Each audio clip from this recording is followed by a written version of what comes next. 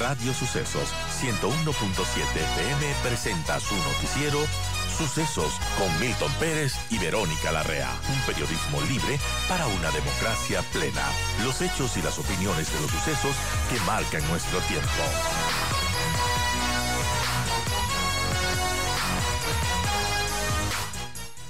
Hay una serie de situaciones que pues la gente al parecer no está contenta. ¿Qué está pasando y cómo ve usted el manejo económico del gobierno en este primer año? Lo escuchamos, John, bienvenido. Bueno, muchísimas gracias por la invitación. Me parece que este es un primer año en donde se nota una serie de asimetrías en el manejo económico del gobierno, ¿no? Por un lado, es evidente que el gobierno ha dado énfasis a las finanzas públicas, dado que tenemos cifras como la reducción del déficit. Incluso para este año se plantea la posibilidad de un déficit del 2% del PIB. Igualmente vemos que el mismo Producto Interno Bruto ha crecido, según estimaciones del Banco Central, en 4.2%, pero ese por un lado es, digamos, el lado favorable de la acción del gobierno. Sin embargo, también me temo que el gobierno no, puede decirse que se ha descuidado en atender las necesidades más urgentes del mercado interno, y sobre todo mercado interno en áreas sensibles como la actividad económica rural o como también la generación de empleo a nivel total, a nivel agregado. Tomemos en cuenta que, por ejemplo, la cifra de empleo adecuado no ha logrado recuperarse de forma significativa. De cada 100 trabajadores estamos hablando que en promedio 33 a 34 tienen un empleo adecuado. Y en definitiva, yo me atrevo a decir que incluso ha habido un exagerado énfasis por parte del gobierno en cumplir con la generación de reservas internacionales, cumplir con acreedores internacionales, incentivar supuestamente al ingreso de inversión extranjera, pero sin fijarse en las urgencias inmediatas de generación de empleo local, manejo más adecuado de los precios dentro de la economía. Tenemos un problema de inflación que lo vamos sintiendo cada vez más todo el mundo, y otra serie de factores de la economía interna que están descuidados, ¿no? Entonces yo diría que es básicamente un año asimétrico, ¿no? Con cosas favorables, pero descuidando otras que incluso son urgentes. Ahora, John, ¿por qué cree que se le dio este énfasis quizás exagerado, como usted menciona, al tema macro, de la economía macro, de tener más reservas internacionales en lugar de atender las necesidades de la gente? Que podría sonar lo más lógico, lo más primario y fundamental es, bueno, primero veo lo que está sucediendo, qué le hace falta a la gente y después pongo el dinero en las reservas, ¿no?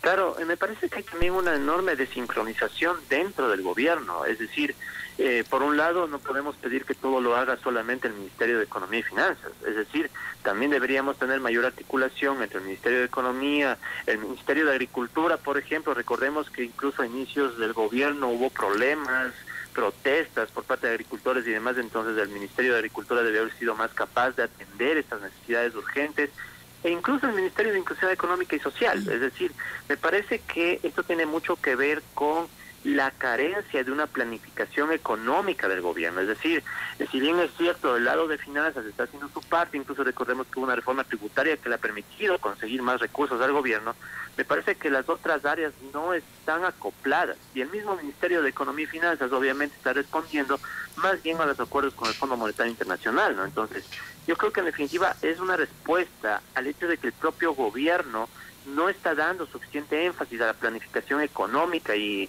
al final no quedan claros cuáles son sus objetivos.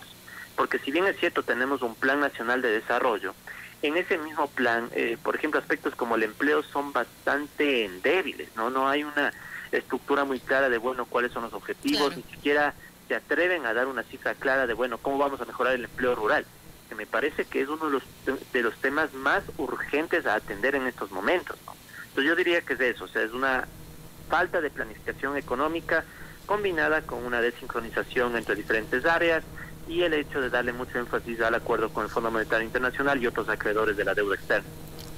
Ahora, John, ¿cómo se perfila este segundo año de Guillermo Lasso, tomando en cuenta también el clima mundial? Porque no solamente que el clima de negocios en el Ecuador se ha deteriorado en este primer trimestre, hay análisis que lo mencionan, como el último reporte del índice de clima económico, pero también el tema mundial es complejo. Por ejemplo, esta invasión de Rusia a Ucrania, la desaceleración en general de la economía de Estados Unidos, de China, etcétera, eso también impacta a nuestra pequeña economía. ¿Qué podemos esperar de este segundo año del gobierno de Lasso tal y como están los factores externos, y además que debería ser el presidente, su ministro de Finanzas, para pues tomar las riendas y corregir esos errores del primer año. Bueno, sin duda el ambiente que está enfrentando Lazo no es el más favorable, ¿no? Recordemos que incluso venimos con una pandemia de la cual aún no estamos claros si ya hemos salido o no. Y eso también hay que dejarlo en claro, no es únicamente responsabilidad del gobierno actual, está heredando muchos de los problemas que dejó el gobierno de Lenin Moreno, ¿no? Entonces eso por un lado. Y por el otro lado, el conflicto entre Ucrania y Rusia ha movido totalmente la macroeconomía mundial. Entonces ese también es un factor que nosotros debemos tomar en cuenta, estoy totalmente de acuerdo en eso. Ahora, este segundo año obliga a que el gobierno, a mi parecer, cambie de timón en una serie de cosas. Por ejemplo, en el tema de precios, es hora de que nosotros empecemos a pensar en la regulación de ciertos precios, especialmente enfrentando problemas estructurales como la intermediación. En estos momentos es obvio que vamos a tener un componente de inflación importado en varios productos y eso ya no lo podemos evitar, o sea, va a haber, pero tal vez es hora ya de atender estos problemas de hasta qué punto los intermediarios van a seguir siendo los que se llevan una buena parte del precio, o si empezamos a atacar esos puntos como una respuesta, ¿no?, al efecto externo. Eso por mencionar una cosa. Otra cosa, el gobierno mismo planteó la entrega de créditos de forma masiva, ¿no?, estos microcréditos con plazos amplios y tasas de interés baja. Entonces yo creo que el gobierno debe aclarar, bueno, en qué punto está este programa, porque eso creo yo que es una medida obviamente inmediata, ¿no? Se entregan recursos directamente a ciertos sectores para tratar de generar reactivación. Entonces yo creo que el gobierno ahí es algo que el mismo gobierno planteó, ¿no? Entonces ahí se pueden ver qué efectos se están teniendo, y aparte creo yo que es hora ya de sentarse y planificar la economía, aceptando que el Estado tiene que participar de mayor medida. El Estado no puede retirarse de la economía tan abruptamente, porque en un momento de crisis como el que vivimos, la retirada del Estado más bien puede ser contraproducente hasta en generar el mismo ambiente económico que el gobierno busca. Claro. Porque si el Estado se retira de golpe, ¿qué va a provocar? Va a provocar que el empleo sobre todo se siga deteriorando, y va a ser muy triste y muy penoso esperar años a que el mercado sea el que genere los empleos, porque aparte tenemos una crisis social de por medio. La gente que no consigue empleo formal, un empleo adecuado, va a verse tentada más y más a formar parte de otras actividades económicas, ya ni siquiera informales, sino subterráneas, o pongámosle otro nombre. Entonces hasta una crisis social es la que está premiando que el gobierno cambie de rumbo y permita que el Estado tenga más participación en la economía. Muy importante, amigos, son las 7:32, estamos dialogando con el analista económico John Caja sobre este primer año de gobierno en cuanto al manejo económico. Sus comentarios, sugerencias pueden hacerlo en este momento. Estamos en Facebook como Radio Sucesos Ecuador, también en Twitter e Instagram como @Radio Sucesos EC. Ahora hablando, empecemos por lo bueno, John, de este manejo económico, porque algo bueno tendrá, y quizás es estas cifras macro que bueno, dan una especie de tranquilidad quizás al gobierno. ¿Qué podemos decir de ese buen manejo y cómo esto le podría beneficiar para este segundo mandato? Bueno, yo creo que uno de los grandes aciertos fue, obviamente con sus reparos, pero en definitiva la reforma tributaria para efectos fiscales sí ha tenido un efecto. Estamos hablando que solamente en el mes de abril ya empezamos a mostrar recaudaciones récord.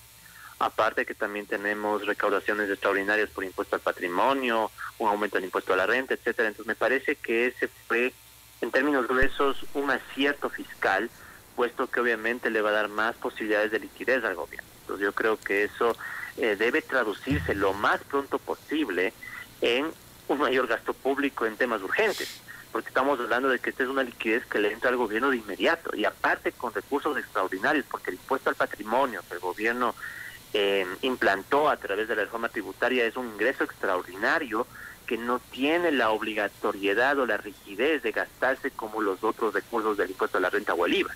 Es decir, para poner un ejemplo más fácil, el problema más urgente de las medicinas puede atenderse inmediatamente con esos recursos extraordinarios del impuesto al patrimonio. ¿Y eso cómo se podría atender? Se podría atender, por ejemplo, vía declaratoria de emergencia, una declaratoria de emergencia que le obliga al gobierno a hacer importaciones directas de medicamentos. Claro. Entonces yo creo que ahí tenemos un acierto del gobierno, haber logrado una reforma tributaria que le genere recursos, pero nos falta la contrapartida, que es, bueno, ya tenemos ciertos recursos, entonces usémoslos en los temas más urgentes. Aunque, ojo, un acierto a medias quizás, porque esto tendrá en descontento a muchos, además que él dijo en campaña, el presidente, que no pondría más impuestos.